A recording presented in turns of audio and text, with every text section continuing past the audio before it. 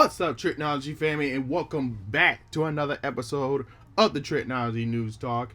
As you guys already know, it is Oscar Sunday, y'all. That's right. So, the Oscars is tonight. We're gonna talk about that and also other news announcements and dates for you guys. So we're not waste time. Let's get straight into it. So, tonight is Oscar Sunday, and this is the 94th Academy Awards show. And for the first time in history, the Oscar will have not one, not two, but three hosts this year, with Regina Hall, Amy Schumer, and Wanda Stoltz hosting this year. So this is I hope those three can put out a great show for us as the hosts, and it's going to be very interesting. So all the nominees were announced back in February 8th by actors Tracy Ellis Ross and Leslie Jones. So, yeah, like I said before, this is the first time since the 83rd Academy Awards in 2011 where the ceremony had featured multiple hosts. So that's one thing to notice. And the Netflix movie Power of the Dog has the most nominations with 12.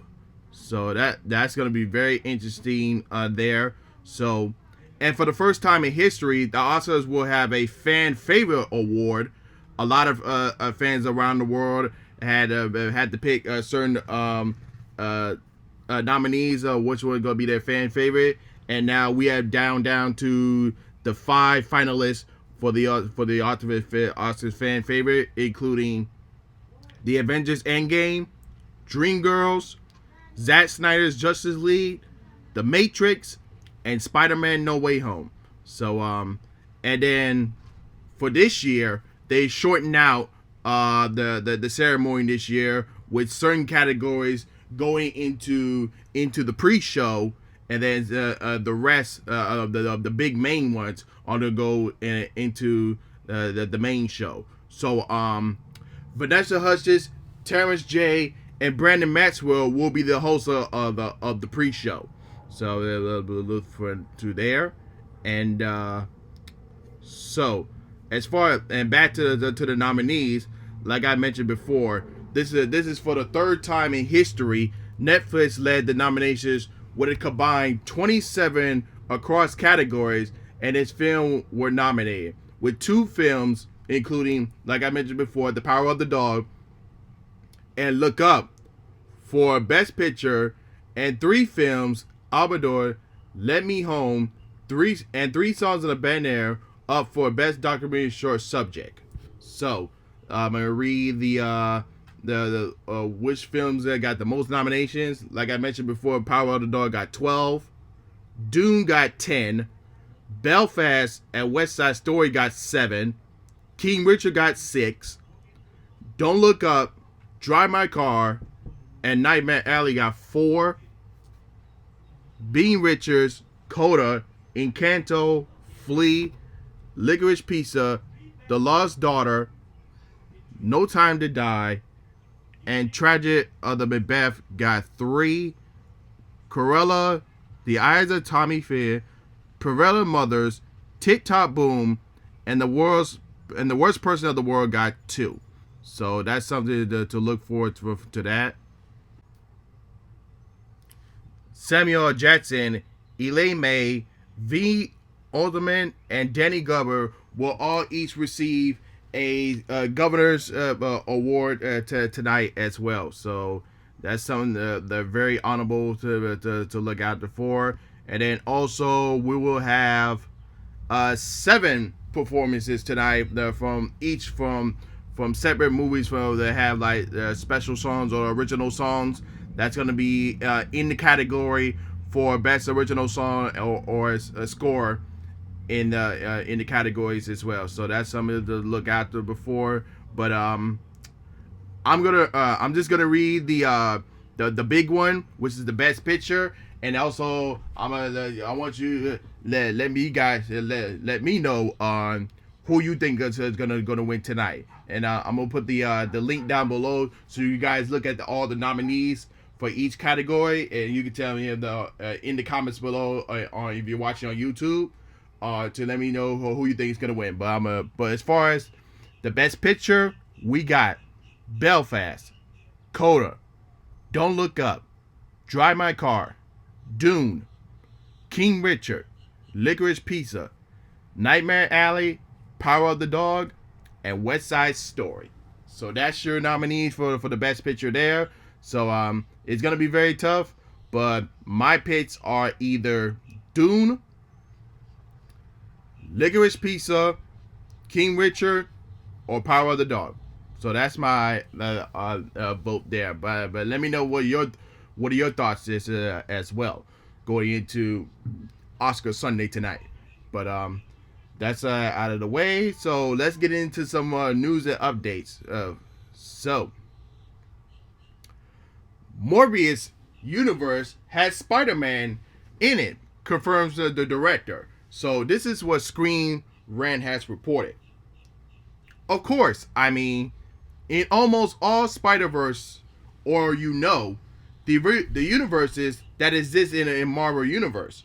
If you read the comic books, the whole idea of that kind of the Marvel string theory, if you would call it that, it's very related to, if you remember, the alternate Seinfeld, you had a world where you had some characters in all the characters, but they are slightly different in almost all voices. You have Spider-Man or a Fantastic Four or a Tony Stark or a Morbius, but they will be different in tone. There is not quite the way that Marvel Cinematic Universe is approaching the idea, but they are remaining to some core truth. Then you have the second kind of legend, in which is about to be Torment, in which is that all the universes is their Spider-Man tome, in which means in that all universes there is to be a Spider-Man or a Spider-Woman. So I'm just kind of curious to see which Spider-Man are we going to see in the Morbius movie. So that's why that's my question is. I'm very looking forward to see that. And Crazy Rich Asians sequel is taking a major step forward, and this is what IndieWire has reported. Warner Brothers and Clone Force has tapped Chinese-Australian writer Amy Wong to pen in the sequel, which will star Cassie Woon and Henry Golden. Wong is a story editor on Netflix's Brother's Son and has also worked on From Scratch. The news came at the Crazy Rich Asians co-writers Caroline and Lim were at the center of a pay dispute. Lim, a veteran TV writer, exited the sequel in 2019. After it was revealed Quentin was paid almost 10 times more. According to the Hollywood Reporter, Lee star Gordon said that the sequel was still in the works and that he cannot wait to get back to Singapore to film. I was always bugged director John McShu about it, and he tells him the same thing every time. They are trying to figure out the writing. So we'll just have to wait and see what's gonna happen until we find a more announcement on everything and when it's gonna be the release year and when everything's gonna be start filming. So that's the news I'm looking for from there. Fast and Furious 10 adds a breakout star from the James Gunn Suicide Squad. And this is what Cinema Blend has reported.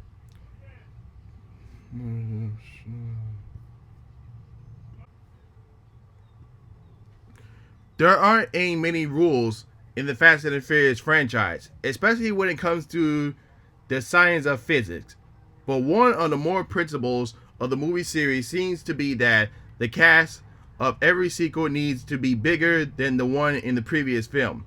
Jay Lynn's Fast and Furious 10 is now very much in the process of living up to that promise, as the project not only added Jason Momoa into the emblems of a new villain, but the Suicide Squad's Daniel McCann is apparently coming on board as well, It's unclear at the present time is if she's going to be teaming up with Vin Diesel's Dominic Toretto's and the rest of the heroes, or she's going to be aligned with Charlize Theron's Sniper, who has basically been the series' big bad ever since the Fate of the Furious. So that's the real question there. Is he going to join the Don's family, or is she going to be part of Cyber's crew? Well, we already know Jason Moore is going to be the villain, and he's going to be teaming up with Cypher. But the question is, where does Daniel character lies? So that's a big question we need to look after for. So I'm very excited that she's getting a role in the Fast and Furious 10. So we're just waiting to see what's her character going to be and what else is going to be happening in Fast and Furious 10. So I'm very looking forward to that. And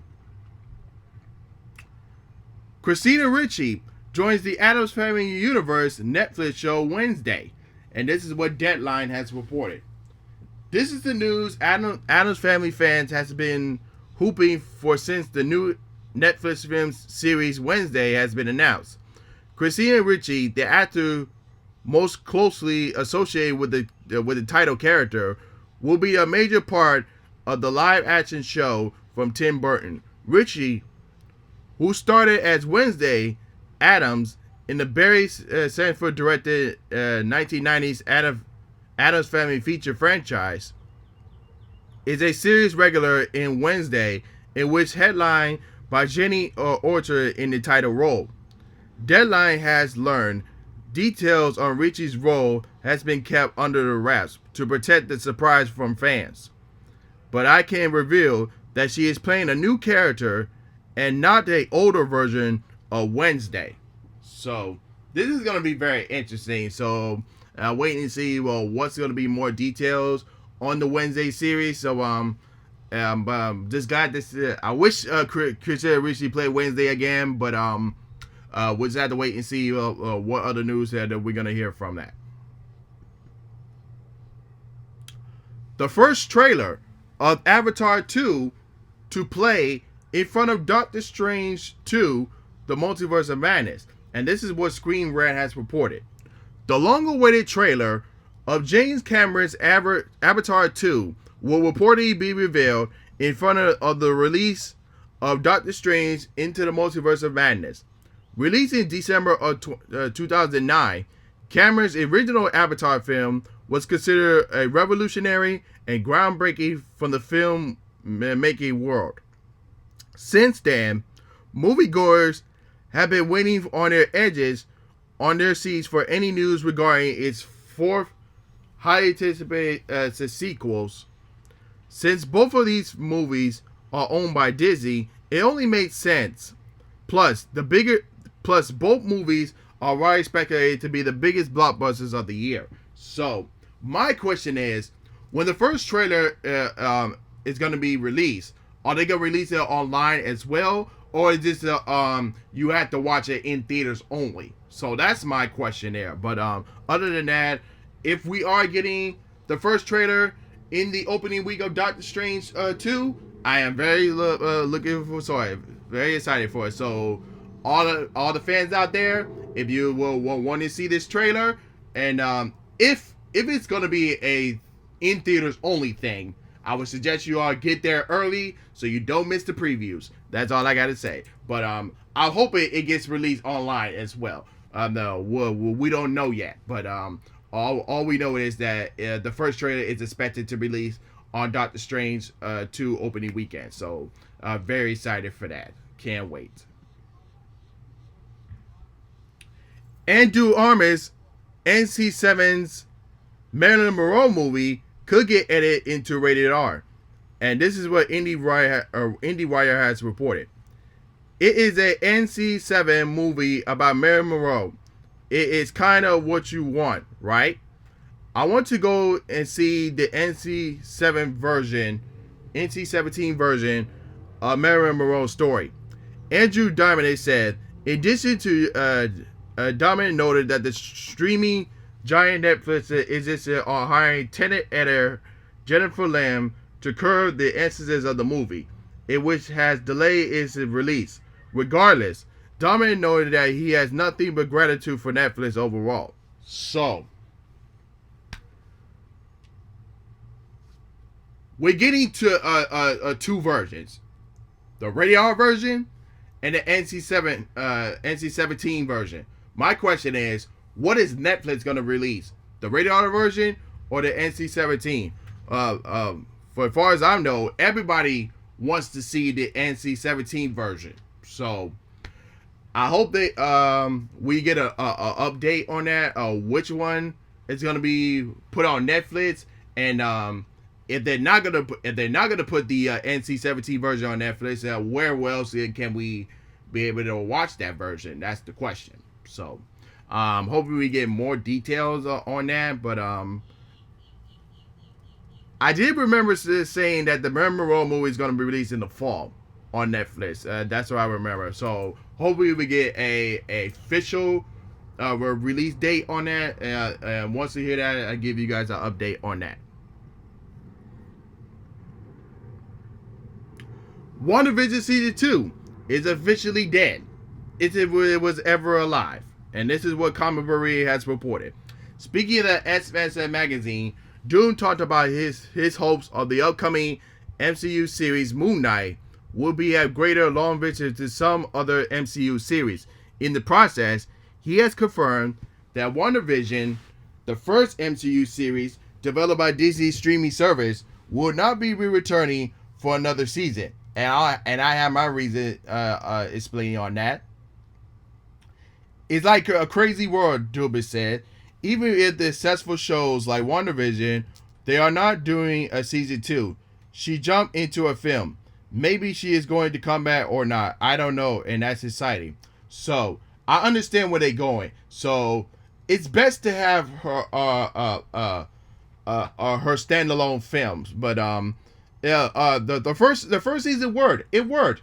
It was just a how I say it, just an experiment for the MCU to get their feet wet into making a television series for certain characters. Now, the next Wanda project don't need to be a series because we want to see her on the we want to see Wanda Scarlet Witch on the big screen. So that will be very exciting to see. So I totally understand where they're going for. So I am very on board with that. So this is a very exciting news. And then lastly, for today, we're gonna talk about this coming Wrestlemania 38. So I'm gonna cover that for you guys because we're not gonna be for those who watch the Respect the Comment podcast, we're not gonna have an episode this week. So I'm pretty much gonna be breaking down what's gonna be happening for this WrestleMania. So more matches could be announced this coming week, but we'll just have to wait and see what's gonna happen. So for night 1, we have Becky Lynch defending the Raw Women's Championship against Bianca Belair. We have Rey and Dominic Mysterio versus The Miz and Logan Paul. Ugh. Drew McIntyre versus Happy Corbin. The Usos defending the SmackDown Championships against Shinsuke Nakamura and Rick Bruce. And Charlotte Flair defending the SmackDown Women's Championship against the winner of the 2022 Women's Royal Rumble, Ronda Rousey. And then, of course, we have the KO show, Kevin Owens show segment with Stone Cold Steve Austin.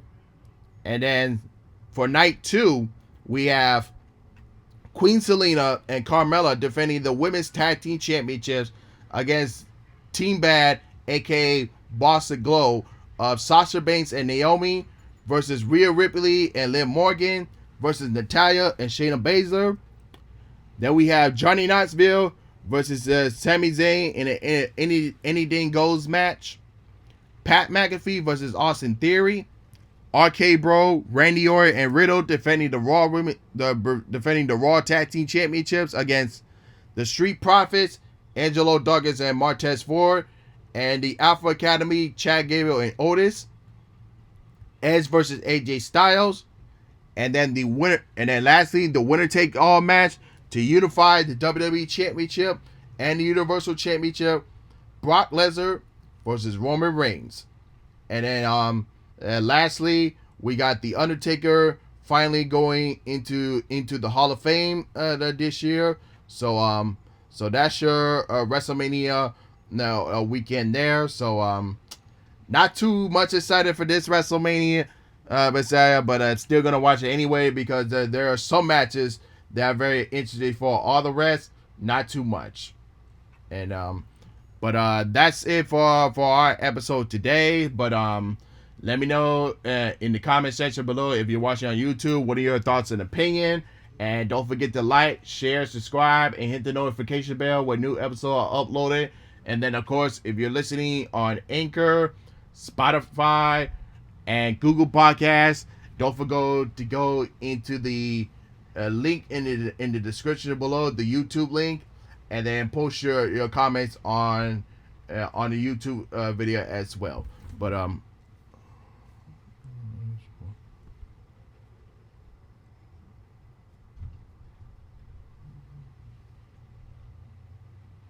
other than that, this is Trico, and I'm signing off. Peace.